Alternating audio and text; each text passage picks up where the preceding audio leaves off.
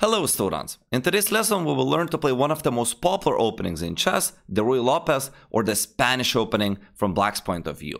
It starts when White goes e4, we go e5, and after knight f3, knight c6, they go for the bishop to b5. That is the starting position of Ruy Lopez. Black has two main moves here, knight f6 and a6. We'll be playing a6, and in this position White has two options. They could take the knight and go for the so-called exchange variation, or they could go back. Going back is more popular, but let's take a closer look at what happens if they do take the knight. Now, from the first glance, it seems like White is winning the pawn as they have removed the defender of e5, but you have to know that after knight takes e5, the reason why we took with the d-pawn is so that we would have this queen d4 double attack and comfortably win the pawn back. So White isn't doing that to actually win the pawn, but to build majority on the king side. You see, Black has obtained the bishop pair, but White has induced damage in the Black's pawn structure. So soon when White plays d4 and these pawns are getting exchanged, White will have a healthy majority on the king side. So that means that the king and pawn endgame is going to be winning for White as they're able to create a passed pawn, but Black won't be able to create a passed pawn with the blue pawns 4 against 3, even though you have more pawns, but your pawns are simply doubled. The main move here for White is castles. And over here, Black has a few options. I recommend going for the aggressive bishop g4, pinning the knight, and applying some pressure on this d4 square. We're trying to prevent them from playing this pawn break. And after h3, we have a fantastic move h5. In this position, they're unable to take the bishop, or it's going to lead to a losing position for the white pieces, as the knight is hanging and the Black's queen is coming in with deadly attacks when the queen will be combined with the rooks.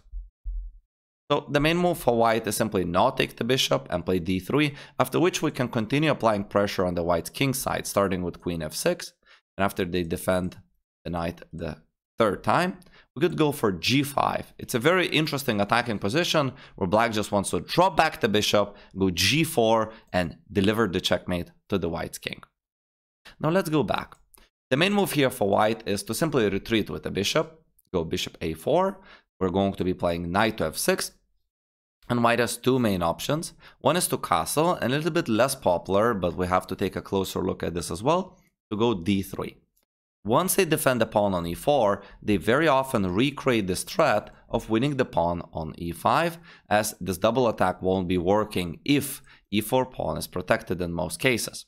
So when they go d3, you have to remember that they do have this threat. Like for example, if we play careless move like bishop e7, they want to take on c6 and subsequently take on e5, and here White is actually winning a pawn. So instead, we're usually going to go for d6 or b5.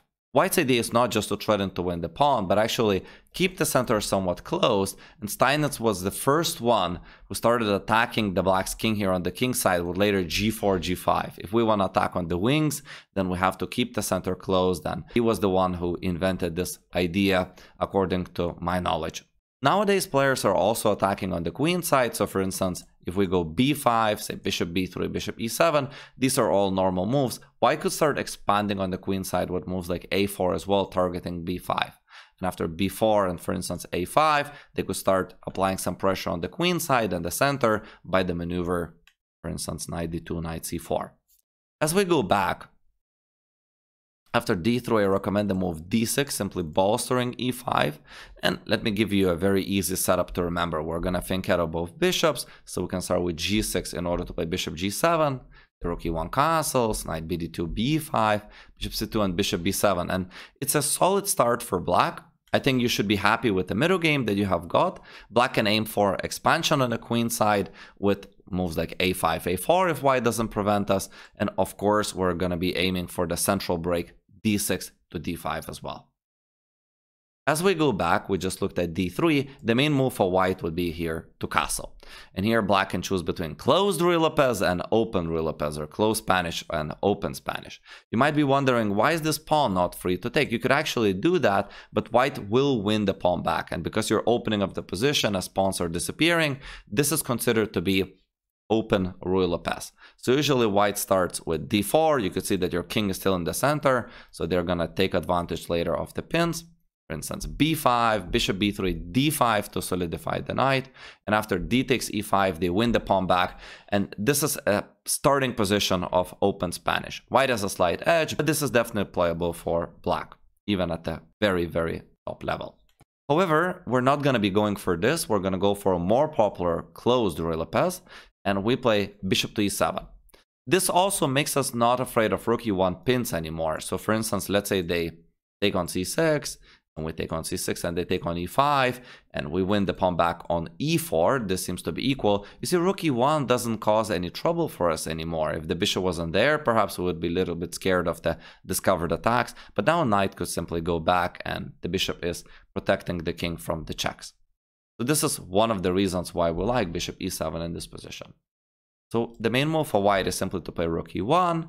At this time, they're also defending the pawn, and that's why they're recreating this threat of winning the pawn back. And as I said, always when the e4 pawn gets protected, make sure that you are looking at possible ideas of white attempting to win the pawn. So at this moment, we just play b5. This stops white's idea, and then d6 to solidify e5. White usually plays c3, and this move does not only prepare d4, but also gives bishop a retreat square on c2. In general, black has a very solid position. They have equalized in space, it's easy to develop the pieces, and it's hard to attack our king. However, the biggest problem for black are the so-called pawn hooks, e5 and b5, and white could attempt to try and take advantage of those pawn hooks or expanded pawns by later playing d4 and a4 with the hope of creating targets.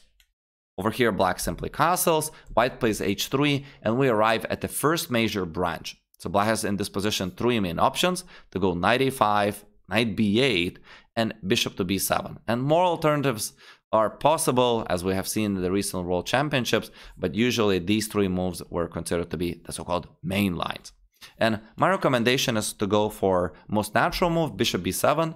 This is called the Zaitsev variation. This will allow us to put some pressure on the e4 pawn. So white usually goes d4, we'll go rook to e8, now knight bd2, and that's a very typical move in the Ruy Lopez and Italian. White is aiming to develop the knight later to f1 and g3, perhaps to look at the f5 square, or simply to overprotect e4 and let the queen protect the d4 pawn without knight blocking it. So here we're going to be playing bishop f8. This allows us to quickly put pressure on e4, and now white's knight cannot leave d2 square. We are not allowing them their main maneuver, knight f1. So if they go knight g5, we could simply play rook e7 and overprotect f7. So this is not dangerous. White's main move usually is a4, although other moves are definitely possible, like for example a3. There are usually quite a few options here already for white and black. So after a4, we'll play h6 to prevent this annoying knight g5 idea. Bishop drops back to c2 to overprotect e4. And after e takes d4, c takes d4, we can develop some initiative with knight b4 and c5. And that's why we like Zaitsev variation, because we have these counter-attacking chances. So usually white closes the center with d5, black goes knight to d7, preparing the break f5, which would weaken this d5 square. You could see we're applying quite a lot of pressure on it. But black could also go for ideas like c4 and knight c5. So welcome to a complicated middle game where both sides have definitely chances to play for a win. I hope you enjoyed this tutorial of the closed Ruy Lopez. If you did, consider hiring me as your personal online chess coach. I'll be waiting for your emails. Thank you for watching, and I will see you in the next lesson. Bye-bye.